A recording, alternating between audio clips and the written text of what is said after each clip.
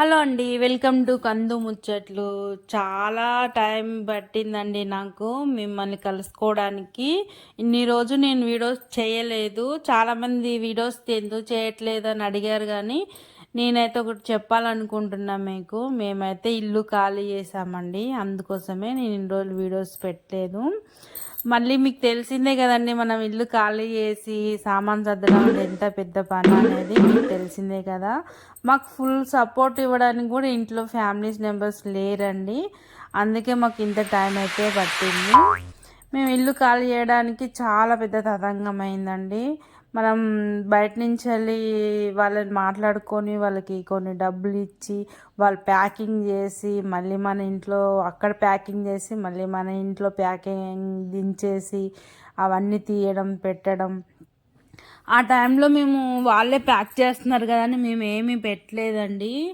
అన్నీ వాళ్ళే పెట్టేశారు, అన్నీ పెట్టారు. అందుకోసమే ఈ ఇల్లు సర్దుకోవడంలో మాకు పెద్ద టైం పట్టింది.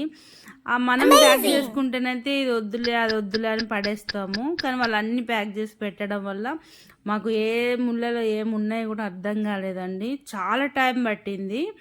మనం ఇల్లు ఖాళీ చేస్తామని ముందే ప్లానింగ్ ఉంటే మాత్రం మనం ఇల్లు ముందే అన్ని పడేసుకోవాలండి, పడేసేటి.